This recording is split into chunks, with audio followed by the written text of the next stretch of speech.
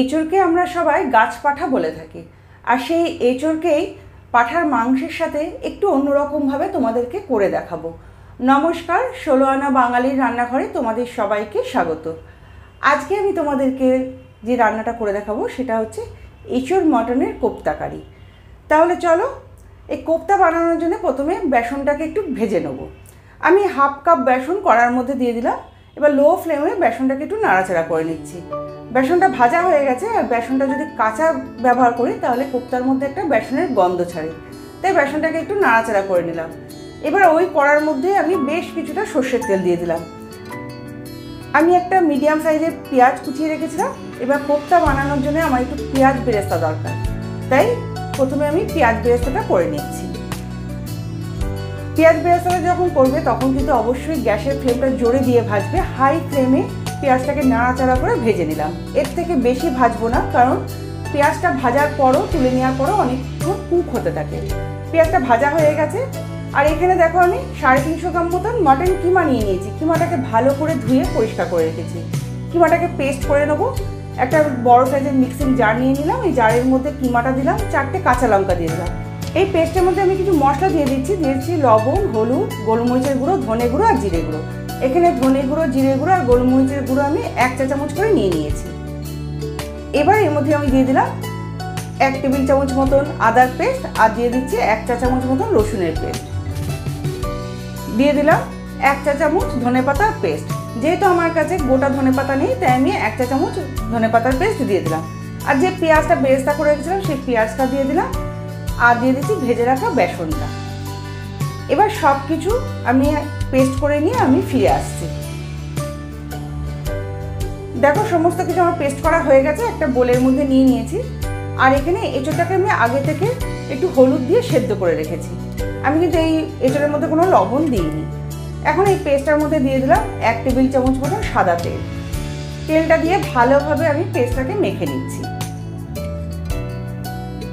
পেস্টটা আমার মাখা হয়ে গেছে।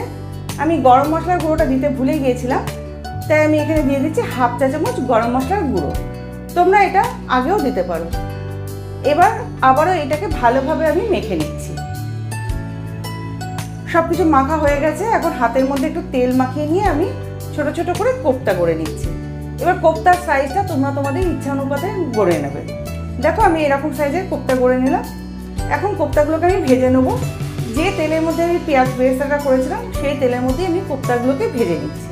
তেলটা গরম হয়ে যাওয়ার পর কোপ্তাগুলোকে আমি তেলের মধ্যে দিয়ে দিলাম। লো টু মিডিয়াম ফ্লেমে কিন্তু কোপ্তাগুলোকে ভেজে নেবে। হাই ফ্লেমে ভাজবে না, তাহলে কোপ্তার ভেতরটা কিন্তু কাঁচা থেকে যাবে। প্রথম রাউন্ডের কোপ্তাগুলো আমার ভাজা হয়ে গেছে। আমি এইগুলোকে তুলে নিচ্ছি।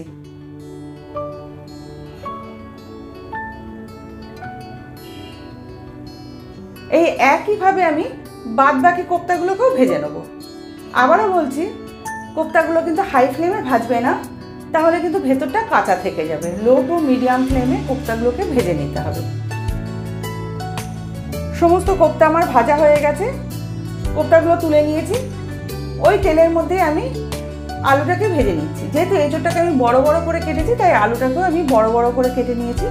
তোমরা যদি আলুটা পছন্দ না করো তাহলে আলুটাকে স্কিপ করে যেতে পারো। আলুটাও আমার ভাজা হয়ে গেছে। আলুটাকেও আমি তুলে নিচ্ছি। এখন সেদ্ধ করে রাখা এঁচোড়টাকেও ভেজে নেব। এঁচোড়টা দিয়ে দিলাম। এবার এর মধ্যে আমি দিয়ে দিচ্ছি সামান্য পরিমাণে লবণ। লবণটা দিয়ে এঁচোড়টাকে একটু হালকা লাল করে ভেজে নেব। আর এঁচোড়টা যখন ভাজবে তখন কিন্তু অবশ্যই গ্যাসের ফ্লেমটা হাই ফ্লেমে ভাজবে, কারণ যেহেতু এঁচোড়টা সেদ্ধ করে রাখা আছে, তাই লো ফ্লেমে ভাজলে কিন্তু এঁচোড়টা নরম হয়ে যাবে। তাই হাই ফ্লেমে এঁচোড়টাকে ভেজে তুলে নিতে হবে। ওই তেলের মধ্যে আমি দিয়ে দিলাম 1/2 চা চামচ গোটা জিরে ফোড়ন, আর দিয়ে দিচ্ছি গোটা গরম মশলা। এখানে আছে লবঙ্গ, দারচিনি আর ছোট এলাচ। মশলাটাকে একটু নাড়াচাড়া করে ভেজে নেওয়ার পর এর মধ্যে একটা দিয়ে দিচ্ছি বড় সাইজের পেঁয়াজ কুচানো। পেঁয়াজটা দেওয়ার পর পেঁয়াজটাকে হালকা লাল করে একটু ভেজে নিচ্ছি।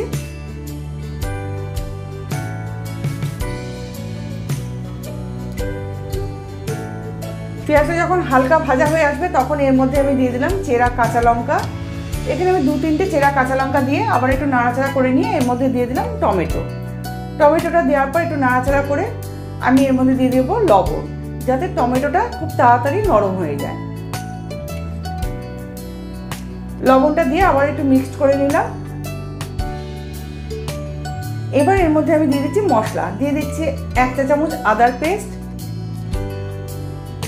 1 চা চামচের থেকে একটু কম রসুনের পেস্ট, আর 1 টেবিল চামচ জিরে গুঁড়ো, 1 টেবিল চামচ ধনে গুঁড়ো, সামান্য পরিমাণে হলুদ দিয়ে দিলাম। মশলাটা যাতে পুড়ে না যায় তাই আমি সামান্য একটু জল দিয়ে দিচ্ছি।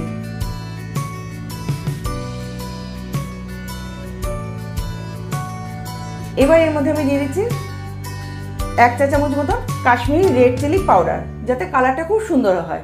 আর ঝালের জন্য দিয়ে দিলাম সামান্য পরিমাণে লাল লঙ্কার গুঁড়ো, 1/2 চা চামচের থেকেও কম। তোমরা পছন্দ না করলে লাল লঙ্কার গুঁড়োটাকে স্কিপ করে যেও। মশলাটাকে নাড়াচাড়া করে ভালোভাবে মিশিয়ে নিলাম।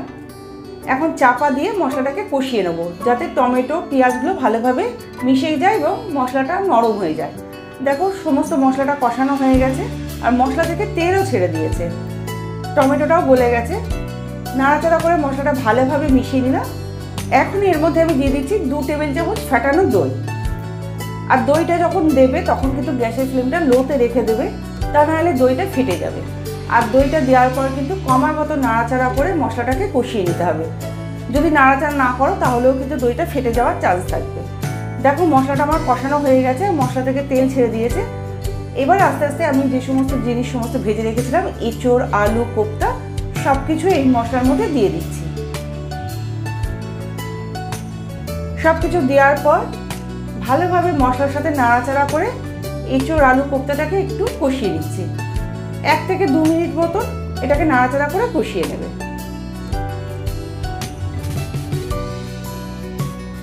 সব কিছু কষানো হয়ে গেছে। এখন এর মধ্যে আমি দিয়ে দেবো গরম জল।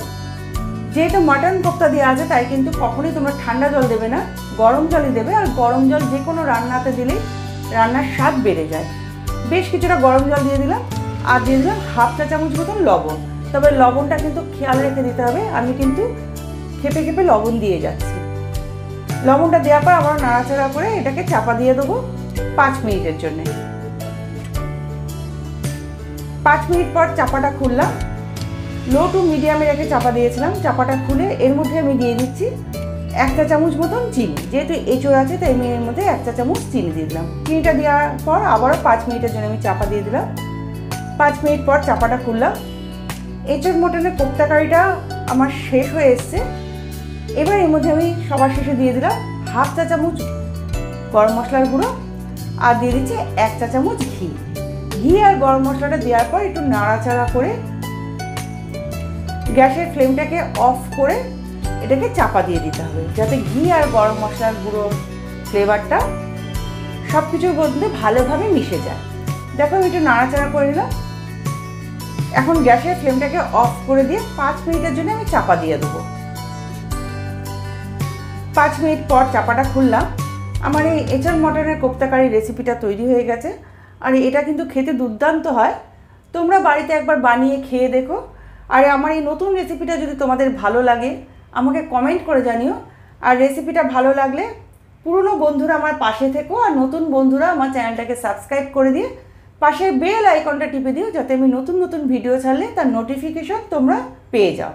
লাইক করো আর প্রচুর শেয়ার করো।